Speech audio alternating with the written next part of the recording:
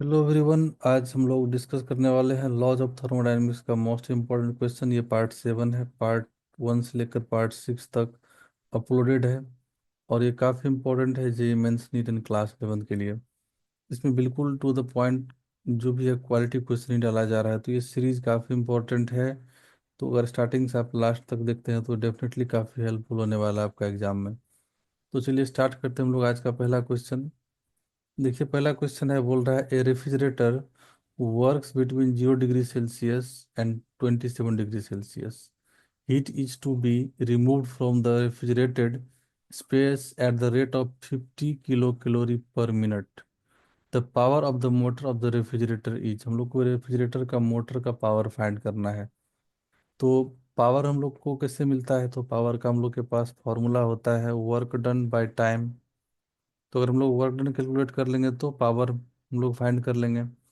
तो हम लोग के पास सबसे पहले फॉर्मूला है कोएफिशिएंट ऑफ परफॉर्मेंस जो रेफ्रिजरेटर का होता है बीटा। उसको हम लोग क्या लिखते हैं, T2/T1 - T2। और वो हो जाता है Q2/W। ये हम लोग का फॉर्मूला होता है कोएफिशिएंट ऑफ परफॉर्मेंस का। तो देखिए यहाँ पर T2 T1 का वैल्यू पता है। T2 हम लोग का होता है लो टेम्परेचर जो 0 डिग्री सेल्सियस है। उसको हम लोग केल्विन में कितना लिखेंगे, 273। तो T2 हम लोग लिखेंगे यहाँ से केल्विन में 273। T1 है 27 डिग्री सेल्सियस, तो ये केल्विन में आ जाएगा 300। सो 300 -T2 फिर से 273 इक्वल टू, अब वो जो हीट इंटेक कर रहा है वहां से ले रहा है 50 कैलोरी पर मिनट। तो यहाँ पर हम लोग फिलहाल 50 किलो कैलोरी है। तो इनटू हम लोग यहाँ पर 30 मल्टीपल 30 और हम लोग यहाँ ऐड करेंगे और डिवाइडेड बाय यहाँ पर वर्क हो जाएगा। तो यहाँ पर हम लोग का जो वर्क का वैल्यू आ जाएगा, देख सकते हैं आप, वर्क हम लोग को मिल जाएगा। ये तो डिफरेंस 27 आएगा, तो 27 × 50,000 एंड डिवाइडेड बाय 273। ये जो हम लोग को मिलेगा तो ये कैलोरी पर मिनट में मिला हम लोग को। अब इसको जूल पर सेकंड में कन्वर्ट करेंगे तो वही तो पावर होता है। तो पावर बेसिकली क्या हो जाता है, पावर हम लोग का हो जाता है work done per unit time. तो work done per unit time मतलब पर सेकंड में, तो कैलोरी पर मिनट को अगर हम लोग कन्वर्ट कर लेते हैं जूल पर सेकंड में तो पावर मिल जाएगा।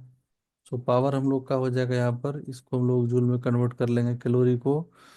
तो 4.2 जूल होता है, तो 4.2 फैक्टर ऊपर में आ जाएगा इंटू 27 इंटू यहाँ पर 50,000 एंड डिवाइडेड बाय, मिनट को सेकंड में कन्वर्ट कर लेंगे हम लोग यहाँ पर, तो 60 सेकेंड इंटू 273।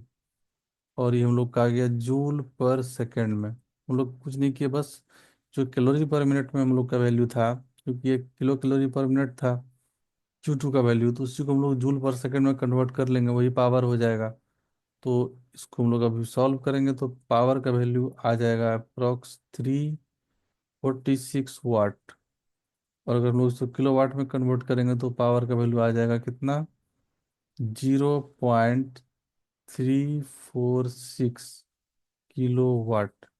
तो इसका ऑप्शन ए करेक्ट हो जाएगा। नेक्स्ट क्वेश्चन है, the temperature at which the speed of sound in air become double of its value at 27 degree Celsius. हम लोग को पता है वेलोसिटी जो होता है, स्पीड जो होता है, directly proportional to square root of temperature होता है। तो हम लोग लिख सकते हैं यहाँ से V1/V2 equal to square root of T1/T2। अभी हम लोग को T1 कितना लेना है, 300 डिग्री लेना है यहाँ पर, तो उसे केल्विन में कन्वर्ट करेंगे। तो V2 बोल रहा है अकॉर्डिंग टू क्वेश्चन वो हो जाना चाहिए 2V1। और T2 क्या होगा, हम लोग को T2 फाइंड करना है। और T1 गिवन है 27 डिग्री सेल्सियस, तो हम लोग केल्विन में इसको कन्वर्ट करेंगे 273 मिल जाएगा। ये वैल्यू हम लोग का आ गया 300 केल्विन। तो अब हम लोग यहाँ से क्या पता कर सकते हैं, V2 का वैल्यू हम लोग अब इसमें पुट कर लेंगे। तो क्वेश्चन में हम लोग यहाँ से अब सारा वैल्यू डालते हैं, V1 रहने देते हैं, V2 को हम लोग 2V1 पुट कर लेंगे, और इक्वल टू T1 हम लोग को पता है 300 एंड डिवाइडेड बाय T2। तो हम लोग यहाँ इसको सॉल्व कर लेंगे। ये हम लोग का 1/2 equal to square root of 300/T2, squaring both side करने से 1/4 इक्वल टू 300/T2। तो यहाँ से हम लोग का आ रहा है T2 का वैल्यू 1200 केल्विन मिलेगा ये। तो अब डिग्री सेल्सियस में हम लोग को फाइंड करना है, तो -273 करना पड़ेगा। तो क्योंकि ऑप्शन है डिग्री सेल्सियस में सारा, T2 हो जाएगा हम लोग का 1200 -273। तो ये हम लोग का हो जाएगा 927 डिग्री सेल्सियस, जो ऑप्शन सी में है। नेक्स्ट क्वेश्चन है, बोल रहा है volume of 1 mole of gas changes according to V equal to A/T if temperature is delta T। Volume कैसे चेंज हो रहा है? A/T। Then work done will be, temperature change है डेल्टा T। तो हम लोग को पता है इक्वेशन 1 मोल बोल रहा है ये, 1 मोल ऑफ गैस। उसके लिए हम लोग को equation PV equal to nRT use करना है। तो n तो 1 मोल है, तो हम लोग का इक्वेशन आ जाएगा PV इक्वल टू RT। यहाँ से हम लोग P का वैल्यू लिख सकते हैं क्या? RT/V। अब हम लोग यहाँ पर V का वैल्यू पुट कर लेते हैं। V का वैल्यू गिवन है A/T, तो P हम लोग का आ जाएगा R/T, और ये A/T हम लोग यहाँ पर पुट करेंगे, तो P का वैल्यू आ जाएगा R × T² बाय A। ये प्रेशर का वैल्यू मिल गया हम लोग को। अब वॉल्यूम पता है हम लोग को है, V का वैल्यू हम लोग को पता है A/T है, तो dV हम लोग का कितना हो जाएगा? -A/T² और dt, डेरिवेटिव ले लिए हम लोग। तो वर्क डन हो जाता है इंटीग्रेशन PdV। तो चलिए हम लोग पुट कर लेते हैं P का वैल्यू RT² बाय A, और dV हम लोग का है -A/T² इंटू dt। तो अब देखिए यहाँ से सारा कांस्टेंट, ये जो सब बहुत सारा टर्म में कैंसिल हो जाएगा। सिर्फ हम लोग का W का वैल्यू क्या मिलेगा? एक R रहेगा कांस्टेंट, A से A कैंसिल, माइनस इधर रहेगा, और यहाँ पर dt रहेगा। तो W हो जाएगा हम लोग का -R, और यहाँ पर dt हम लोग लिख देते हैं T। अब जो टेम्परेचर चेंज हो रहा है वो हो रहा है डेल्टा T। बोल रहा है if temperature change delta T then work done क्या होगा? तो यहाँ से हम लोग देख सकते हैं -R, और T की जगह हम लोग डेल्टा T से लिख सकते हैं यहाँ पर।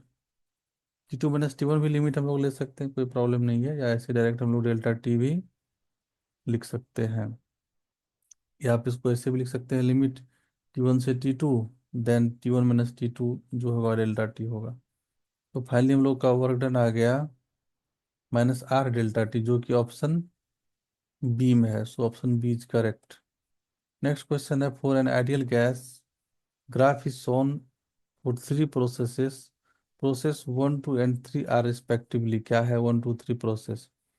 तो पहले प्रोसेस 1 को देखिए, इसमें जो है यहाँ पर हम लोग का प्रोसेस 1 में वॉल्यूम चेंज यहाँ पर क्या हो जा रहा है गैस का? ये वर्क डन है, मैग्नीट्यूड का वर्क डन 0 है यहाँ पर। तो वर्क डन 0 क्या कब होगा? जब प्रोसेस हो जाएगा आइसोकोरिक प्रोसेस। तो प्रोसेस 1 हो जाएगा हम लोग का आइसोकोरिक, बिकॉज आइसोकोरिक प्रोसेस में होता है dV 0 होता है। तो इसका मतलब यहाँ से वर्क डन 0 आ गया। वर्क डन 0 मतलब आइसोकोरिक प्रोसेस। अब 2 और 3 को हम लोग देखते हैं।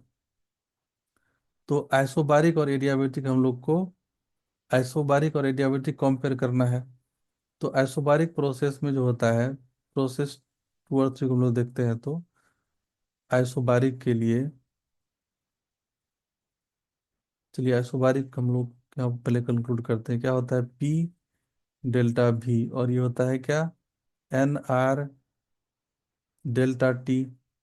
और एडियाबेटिक प्रोसेस जो हो जाता है उसके लिए वर्क डन हो जाता है हम लोग का N R delta T divided by gamma minus one. अभी जो गामा माइनस वन है इसका वैल्यू, गामा माइनस वन का वैल्यू हम लोग को पता है 0 से 1 लाई करता है। तो इसका वर्क डन हम लोग, और इसका वर्क डन में देखेंगे तो एडियाबेटिक का वर्क डन ज़्यादा होगा, क्योंकि नीचे में 0 से 1 के बीच का नंबर को डिवाइड करेंगे तो ये quantity N R delta T से बड़ा हो जाएगा और ये छोटा हो जाएगा। तो ये सबसे ज़्यादा वर्क डन हो जाएगा एडियाबेटिक का। तो प्रोसेस 3 जो है ये एडियाबेटिक हो जाएगा। एडियाबेटिक तो हम लोग का, ये हम लोग का रहा आइसोबारिक। तो आइसोबारिक तो 1 2 3 हम लोग को पूछ रहा है, 1 हो जाएगा यहाँ से आइसोकोरिक, आइसोकोरिक देखिए इधर है, और 3 हो जाएगा एडियाबेटिक। तो इसमें है ऑप्शन डी में करेक्ट है। देखिए आइसोकोरिक पहले है, लास्ट में है 3 वाला एडियाबेटिक है, सेकेंड वाला आइसोबारिक। तो ये हम लोग का प्रोसेस 1, ये प्रोसेस 2 एंड ये process 3। Option D is correct. Next question है, an ideal gas is compressed to half of its initial volume by means of several processes. Which of the following results in the maximum work done on the gas? देखिए बहुत important है, ये आपका compression वाला concept यहाँ पर सीखने को आप लोग को मिलेगा। हम बता रहे हैं कैसे करेंगे इसको सॉल्व। तो इधर हम लोग सपोज पीवी डायग्राम बना लेते हैं। कंप्रेशन का केस है, सेम इनिशियल स्टेज से स्टार्ट हुआ है। कंप्रेशन अगर होता है सपोज, तो एक ऐसा होगा, एक ऐसे होगा लाइन, एक लाइन ऐसे जाएगा। थोड़ा सा इसको हम लोग चेंज कर लेते हैं,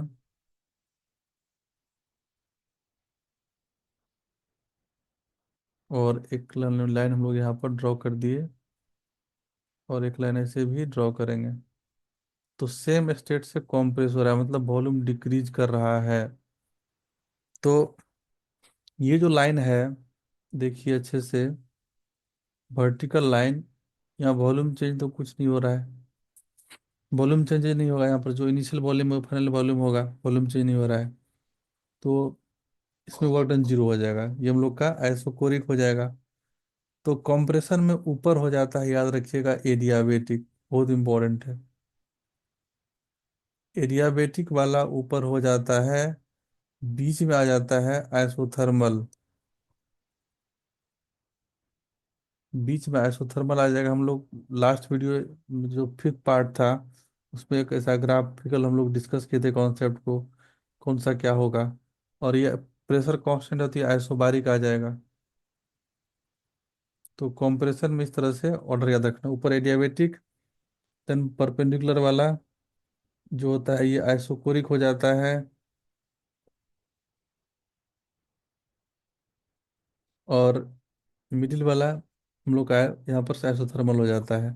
जो सबसे ऊपर रहेगा ग्राफ, उसका नीचे का एरिया एक्स एक्सिस पर प्रोजेक्शन जो करेंगे, वॉल्यूम एक्सिस पर मैक्सिमम होगा तो वर्क डन मैक्सिमम हो जाएगा एडियाबेटिक में, और 0 वर्क डन हो जाता है आइसोकोरिक में, वॉल्यूम कांस्टेंट रहेगा। तो adiabatic process maximum work done देगा। तो ये process result in maximum work done is adiabatic compression case में। अगर एक्सपेंशन होता तो आइसोबारिक देता सबसे ज्यादा वर्क डन। उसका हम डिटेल में पार्ट 5 में एक न्यूमेरिकल वहां पर समझाए हैं। आई होप ये आप लोग के लिए काफी हेल्पफुल है और हुआ होगा, समझ में आया होगा। तो पार्ट 8 जल्दी ही लाएंगे, और भी इसमें कुछ क्वालिटी क्वेश्चन हम लोग डिस्कस करेंगे। तो मिलते हैं नेक्स्ट पार्ट 8 में।